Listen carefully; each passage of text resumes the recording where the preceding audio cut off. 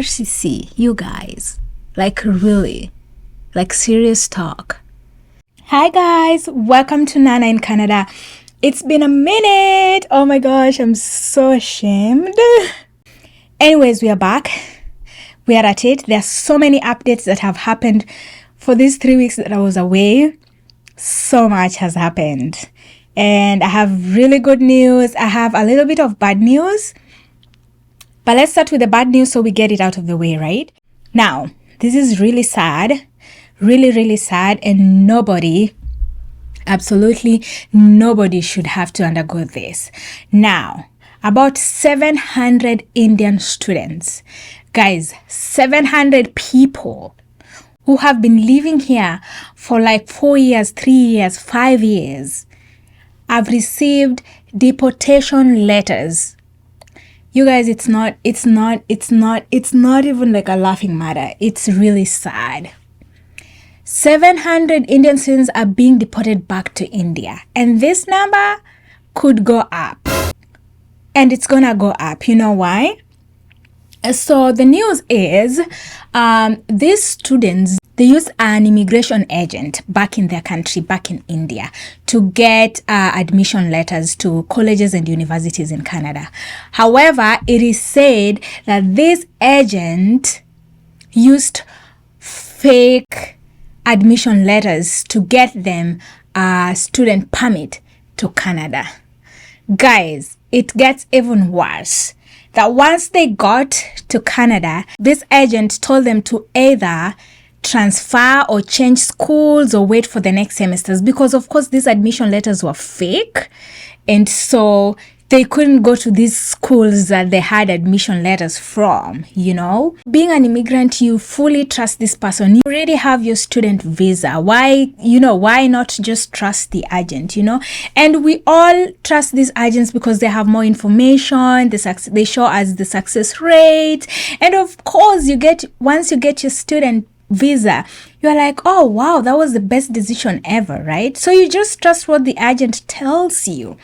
So once these students got to Canada, the agent tells them that, you know what, you need to apply to a different college or university, or you need to transfer, or you need to wait for the next semester because the classes are full, or, you know, some reasons that don't make sense. And these students, they did so. They went to school, finished their degrees, diplomas, certificates, whatever they were doing in Canada, applied for a work permit and they got it, been working, and now when they were applying for a permanent residence, that's when they were caught. These students have been here from like 2017, 2018. They've started with people who are here like from 4 years ago, 3 years ago, up to 2019. So that means that in 2020, 2021, 2022, people who use the same agent are still in danger of being deported. And you guys, it's serious. It's really serious, because like a lot of students use this agent in India to come here because the success rate was very high. Like, you know what?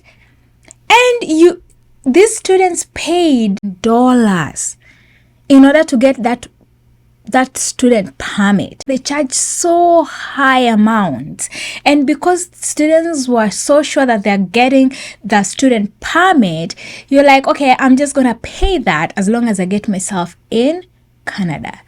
You guys, this has caught up with so many students from India, and I really sympathize with them. It's such a sad situation. I don't even know how they're gonna get themselves out of that situation. Now, the thing is, this agent, they applied on their behalf. They didn't apply from nowhere. These agents just go on Google and search for universities and colleges in Canada and actually just write up an admission letter with their names and then make these students sign. So it's more of like a self-application. He made it look like these applications were made by these individual students. So he didn't sign anywhere. He made them sign for the application while giving them fake admission letters. You know, and charging them. And because this agent thought that IRCC, which is the immigration body here in Canada, will not catch them, I mean, looks like the agent has been doing that and the students have been getting student visas without being caught. So it's like, okay, I can just continue doing this and I will not be caught, you know? And these students like were coming to Canada like in large numbers, and they trusted this agent. Now it has caught up with them, and it's so bad because these students now, they have been given deportation letters. They have to go back to India. And once they go back to India, they cannot come to Canada for at least 5 years. You can imagine wasting your last 4-5 years in Canada for you just to get a permanent resident permit and, you know, settle down in Canada, and now you're being deported back to your country and you cannot even come for at least the next 5 years. How sad. Now, a lot of these Indian students are engaging the services of lawyers and, you know, immigration lawyers and stuff. This is gonna be expensive. Lawyers are not cheap, and especially in this part of the world, lawyers aren't cheap. And so they're going to spend another thousands of dollars just to make sure they're not deported back. Outcome is not even guaranteed because it is a fake document. It is a fake document. And so what I'm here to tell you guys, don't fake documents. Do not fake those documents. It will come to bite you in the ass. Don't fake those documents. I understand these students did not fake the documents. It's the fault of the agent. But again, make sure you counter check. Make sure you counter check. If you get an admission letter from an agent, usually the university has contact details there. And if they don't have contact details, you have the name of the university. Just go on Google. The internet now makes things so easy. Go on Google and be like, you know, say for example, UBC or University of British Columbia. Search it on Google. Look for their contact.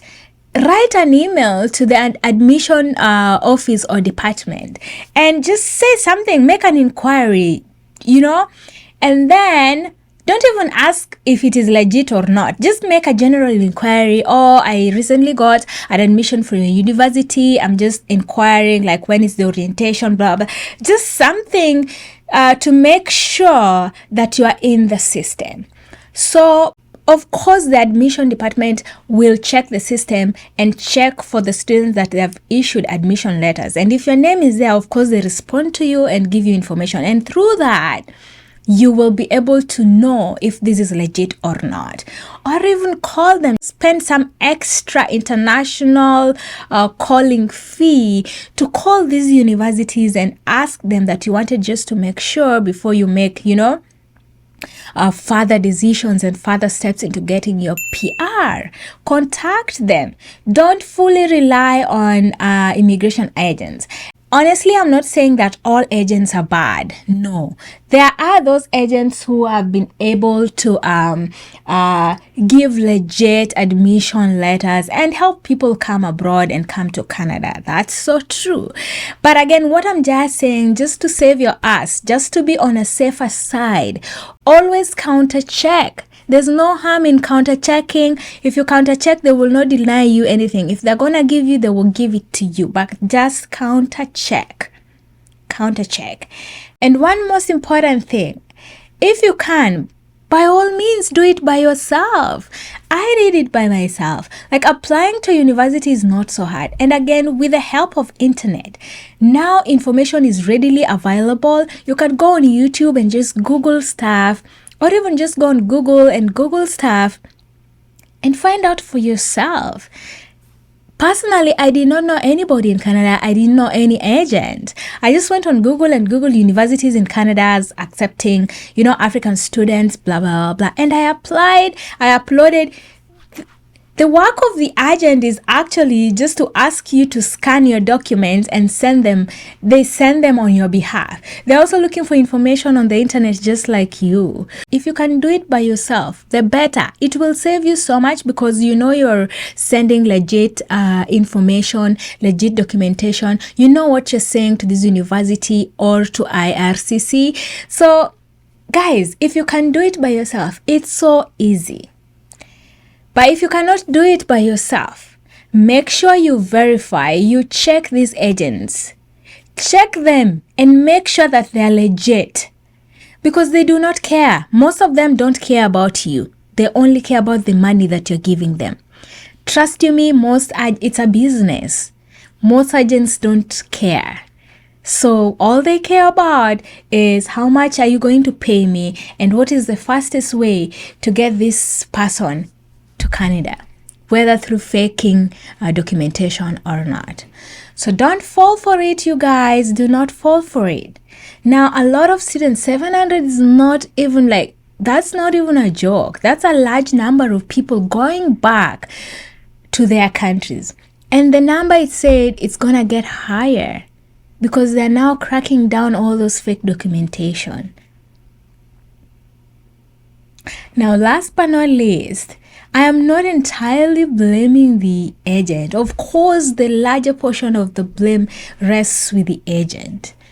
But IRCC, you guys, really, serious talk.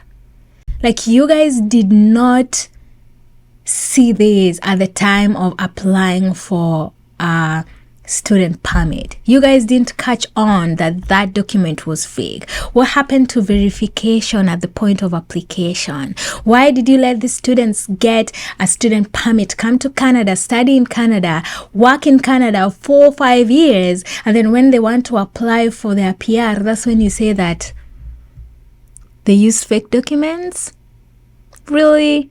All my thoughts and prayers goes with all the 700 Indian students, wherever you are. Prayers, and I hope that it works out better for you, and I hope that you don't end up going back to your country.